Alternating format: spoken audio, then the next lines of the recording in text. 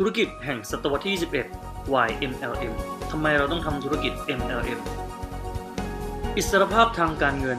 เป็นคำที่ใหญ่มากเป็นเป้าหมายของคนหลายๆคนและเป็นเรื่องที่ทำให้เกิดขึ้นได้จริงและเราก็ทำได้ถ้ารู้วิธีมีจังหวะที่ดี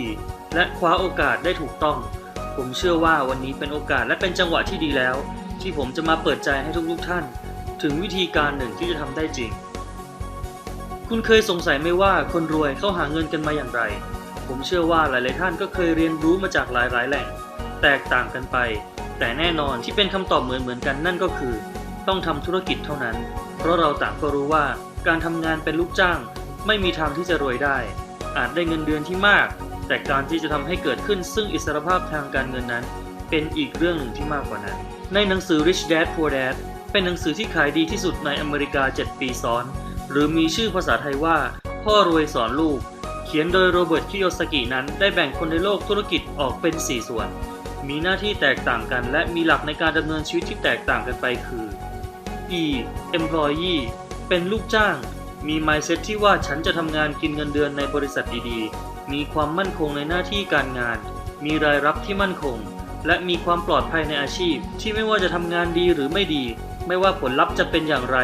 ก็จะได้รับเงินเดือนตามอัตราค่าจ้างที่แน่นอนซึ่งคนเหล่านี้หารู้ไม่ว่าความปลอดภัยในอาชีพนั้นแลกมาด้วยโอกาสทางธุรกิจที่คุณจะต้องสูญเสียไป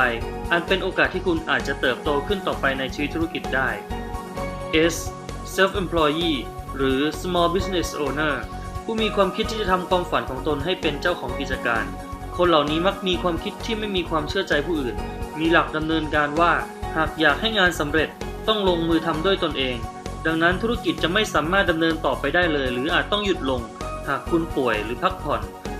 หรือมีเหตุอื่นเหตุใดทำให้คุณต้องหยุดการทำธุรกิจนั้น B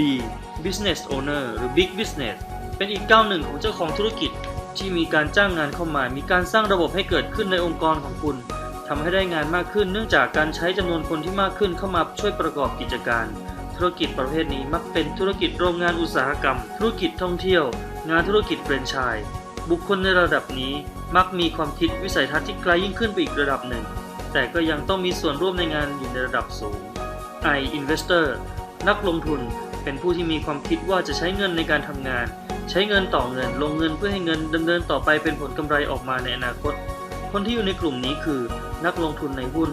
ผู้ลงทุนในอสังหาริมทรัพย์เจ้าของกิจการห้างร้านต่างๆที่ไม่ต้องลงมาจัดการเรื่องในร้านด้วยตนเองแล้วซึ่งมีบุคลากรที่ทำงานให้คือบุคคลในกลุ่ม B S E เป็นผู้ทำงานให้ทั้งสิ้นดังนั้นกลุ่มคนในควอดแรนต์ B และ I นี้จึงเรียกได้ว่ามีความมั่งคั่งและอาจเรียกได้ว่ามีอิสรภาพทางการเงินได้ในอนาคตอย่างแท้จริงโดยสรุปคือคนในฝั่งซ้ายและฝั่งขวาของบุคคลทั้ง4กลุ่มนี้จะมีหลักด้านความคิดที่แตกต่างกันส่วนหนึ่งที่สำคัญคือโรเบิร์ต คิโยซากิกล่าวว่าคนรวยนั้นมองหาวิธีการสร้างเน็ตเวิร์กส่วนคนอื่นทั่วไปนั้นหางานทำแล้วเราจะทำอย่างไรล่ะจึงจะผันตัวเองออกจาก E มา S จนถึง I หรือจากฝั่งซ้ายมาฝั่งขวาได้โดยทั่วไปแล้วในขั้นตอนการพัฒนาตนเองจาก E มา I นั้นหรือจากฝั่งซ้ายมาฝั่งขวานั้นต้องใช้เงินทุนที่มากมีความเสี่ยงเข้ามาเกี่ยวข้องอีกทั้งยังต้องมีประสบการณ์ในธุรกิจนั้นๆเป็นอย่างมากตอนนี้คุณโชคดีแล้วที่ปัจจุบันธุรกิจหนึ่งที่โรเบิร์ต คิโยซากิยกให้ว่าเป็นธุรกิจของศตวรรษที่ 21 และแม้กระทั่งคนที่ร่ำรวยที่สุดในโลกอย่างวอร์เรน บัฟเฟตต์ก็ถือหุ้นในบริษัทประเภทนี้ถึง3บริษัทด้วยกันเพราะลักษณะของธุรกิจที่ว่านี้เป็นธุรกิจที่ใช้การลงทุนต่ำความเสี่ยงจึงต่ำลงไปด้วยมีระบบการทำงานที่ถูกออกแบบไว้อย่างดีแล้วประสบความสำเร็จได้จริงและเป็นธุรกิจที่สร้างมหาเศรษฐีมากที่สุดธุรกิจหนึ่งธุรกิจนั้นก็คือธุรกิจ MLM หรือธุรกิจเครือข่ายนั่นเอง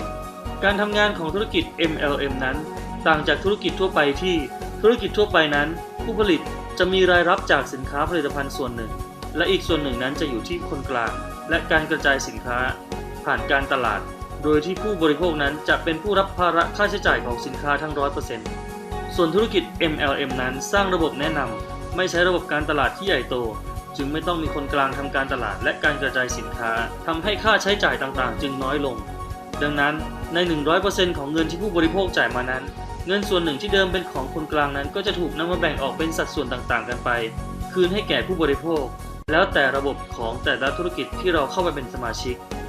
ธุรกิจ MLM ในสมัยใหม่นั้นมักไม่ใช่งานขายสมาชิกมีหน้าที่เป็นผู้บริโภคคือซื้อใช้สินค้าตามปกติพอถึงสิ้นเดือนก็จะได้รับเงินส่วนหนึ่งคืนตามอัตราส่วนของแผนธุรกิจหลังจากนั้นก็นำสิ่งดีๆที่ใช้ผลิตภัณฑ์นี้ไปบอกต่อคนอื่นๆบอกแก่คนรอบข้างให้เขามาใช้ผลิตภัณฑ์นี้เท่านี้ก็จะได้รับส่วนแบ่งส่วนหนึ่งจากมูลค่าสินค้าของคนที่เราแนะนำเข้ามาร่วมธุรกิจด้วยสิ่งหนึ่งที่ธุรกิจแบบอื่นไม่มีทางลอกเลียนแบบได้เลยเป็นเอกลักษณ์ที่มีเฉพาะในธุรกิจ MLM หรือธุรกิจเครือข่ายเท่านั้นนั่นก็คือ leverage ไอเดียเกี่ยวกับ leverage นั้นได้นำเข้ามาสู่โลกของธุรกิจโดยคำกล่าวของ J. Paul Getty ผู้ก่อตั้งบริษัทน้ำมันยักษ์ใหญ่บริษัทแรกในอเมริกาผู้ที่ในปี 1966 Guinness Book ได้ยกให้เขาเป็นบุคคลที่รวยที่สุดในโลกกล่าวว่าเขายินดีที่ได้รับรายรับเพียง 1% ของคน 100 คนมากกว่าที่จะมีรายรับ 100% ของเขาเพียงคนเดียวธุรกิจ MLM นั้นได้ทำสิ่งที่เรียกว่า Power Leverage ให้เป็นจริงได้โดยใช้ระบบการทำงานใช้ Network ใช้ระบบการทำงานเป็นทีมและใช้ระบบพี่เลี้ยงที่ปรึกษาที่จะคอยช่วยเหลือผลักดันคุณให้กำลังใจจนคุณสามารถประสบความสำเร็จได้ในธุรกิจเครือข่าย Leverage มีผลมากในหลายด้านเช่นในด้านเวลาถ้าองค์กรมีเป้าหมายของเวลาทำงานที่ 8 ชั่วโมงต่อวันหากหุ้นส่วนทางธุรกิจหรือคนในเน็ตเวิร์ก 4 คนทุกคนทำงานวันละ 2 ชั่วโมงต่อวันก็จะได้งานขององค์กรรวมที่ 8 ชั่วโมงต่อวันแล้วดังนั้นหากมีบุคลากรในองค์กรที่มากขึ้นก็หมายถึงประสิทธิภาพในด้านเวลาที่มากขึ้นขององค์กรด้วยอีกด้านหนึ่งที่ Leverage ช่วยได้มากนั่นคือการทำยอดขายเมื่อองค์กรมีการตั้งยอดขายให้ได้300คะแนนในเดือนนี้หากมีคนในองค์กร5คนและบริหารให้แต่ละคนใช้ผลิตภัณฑ์ให้ได้ยอดคนละ60คะแนนก็จะได้ยอดสะสม300คะแนนตามเป้าหมายแล้วซึ่งธุรกิจแบบเดิมนั้นหากจะต้องไปลงทุนซื้อหรือขายผลิตภัณฑ์ให้ได้ยอดถึง300คะแนนนั้นอาจเป็นเรื่องที่ทำได้ยากที่ผมกล่าวมาทั้งหมดนี้ไม่ได้กล่าวว่าธุรกิจ MLM นี้เป็นธุรกิจที่ง่ายและไม่ได้กล่าวว่าเป็นธุรกิจที่ไม่ต้องทำงานและไม่ได้กล่าวด้วยว่าธุรกิจนี้ทุกคนจะประสบความสำเร็จได้เพราะธุรกิจจะสำเร็จได้ต้องมีความพยายามมีความขยันหมั่นเพียรมีความตั้งใจทำงานให้หนักเป็นเบื้องต้นแต่ข้อดีของธุรกิจนี้ยังมีอีกมากเช่นการที่จะสามารถทำงานได้ในทุกสถานที่ทุกเวลาสามารถมีเวลาเป็นของตัวเองได้มากขึ้นทั้งหมดนี้เกิดขึ้นได้เพราะการทำงานในระบบ MLM ใช้ระบบ Network มีจำนวนคนที่มากเข้ามาช่วยในการทำงานมีระบบที่จะสอนคุณให้คุณทำงานเป็นตั้งแต่ขั้นพื้นฐานตั้งแต่เมื่อคุณเริ่มเข้ามามีพี่เลี้ยงที่จะสอนคุณจนคุณเก่งขึ้นจนคุณพร้อมที่จะเป็นผู้นำและเป็นพี่เลี้ยงนำผู้อื่นในองค์กรของคุณออกไปสู่ความสำเร็จธุรกิจเครือข่ายจะเปลี่ยน mindset ของคุณให้ทำงานร่วมกับผู้อื่นช่วยเหลือผู้อื่นหวังดีและจริงใจอยากให้ผู้อื่นได้ดีและประสบความสำเร็จคุณจะต้องพัฒนาตัวเองและองค์กรไปพร้อมๆกันการทำงานในธุรกิจ MLM นี้จะเป็นเหมือนการเลี้ยงห่านทองคำที่ในภายภาคหน้าจะออกไข่มาเป็นทองคำให้คุณได้ตลอดไปถึงตรงนี้คุณก็จะมองเห็นการเปลี่ยนแปลงในตัวคุณเองที่จะต้องเปลี่ยนลักษณะการทำงานของตัวเองตลอด4 quadrant คุณจะต้องเป็น E employee ที่ต้องศึกษางานจาก upline ตั้งใจเรียนเข้าใจแผนธุรกิจแล้วทำงานให้หนักในช่วงแรกช่วงที่2 S หรือ self employed เมื่อคุณเริ่มทำงานในระยะแรกเงินก้อนแรกๆเข้าบัญชีการทำงานของคุณก็เปรียบเสมือนที่คุณเป็นเจ้าของธุรกิจคือเป็นเจ้านายตนเองคือต้องทำงานด้วยตนเองธุรกิจจึงจะเดินต่อไปได้ดังนั้นในขั้นตอนนี้หากคุณเลิกล้มกลางคันธุรกิจก็จะล้มลงได้ในทันที B business ต่อมาในช่วงที่คุณเริ่มมีดาวน์ไลน์พอสมควรระบบที่ดีมีศักยภาพจะทำให้ดาวน์ไลน์ของคุณทำงานต่อไปได้โดยที่คุณไม่ต้องกังวลคุณอยู่เพียงเบื้องหลังคอยสนับสนุนให้ดาวน์ไลน์ของคุณประสบความสำเร็จเท่านั้นและในท้ายที่สุดคุณจะต้องเป็น I หรือ Investor น้ำพักน้ำแรงของคุณที่ได้ทำงานมาโดยตลอดโมเมนตัมของงานที่คุณได้บุกเบิกสอนงานและอบรมคนในองค์กรของคุณให้ทำงานได้เองเงินทุกบาททุกสตางค์ทั้งค่ารักษาสภาพสมาชิกนั้นก็ถือเป็นการลงทุนทั้งสิ้นวันนี้ธุรกิจของคุณสามารถวิ่งต่อไปได้โดยที่คุณไม่ต้องกังวลต่อไปอีกตอนนี้จึงกล่าวได้ว่าคุณได้ก้าวเข้าสู่ความเป็น Investor แล้วอย่างแท้จริงในที่สุดเมื่อคุณสร้างองค์กรได้สำเร็จอิสรภาพทางการเงินของคุณก็จะเกิดขึ้นคุณสามารถมีชีวิตในไลฟ์สไตล์ในแบบที่คุณต้องการได้อย่างแท้จริงจึงเห็นได้ว่าธุรกิจ MLM นี้เป็นธุรกิจที่ทำให้คุณเจริญเติบโตพาคุณก้าวข้ามบุคคลในกลุ่มต่างๆจาก E มาถึง I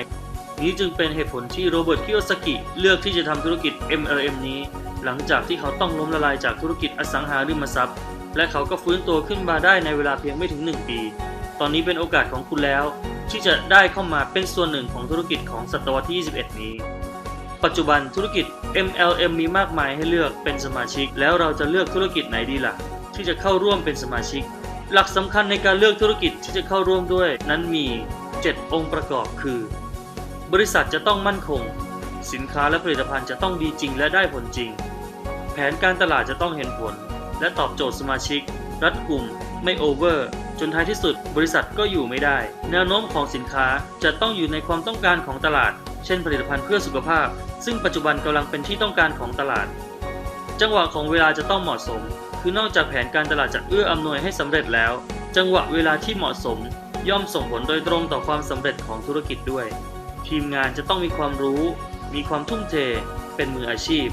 ผู้บริหารจะต้องเป็นคนที่มองการไกลมีเน็ตเวิร์กใหม่จึงจะนำบริษัทไปสู่ความสำเร็จได้หากคุณได้ดูวิดีโอนี้แสดงว่าโอกาสและจังหวะเวลาของคุณได้มาถึงแล้วจากนี้หากคุณพร้อมที่จะทำความฝันให้เป็นจริงเป็นส่วนหนึ่งของระบบการทำงานของศตวรรษที่ 21 และเพื่อความสำเร็จของชีวิตกรุณาติดต่อผู้ที่มอบวิดีโอนี้แก่คุณ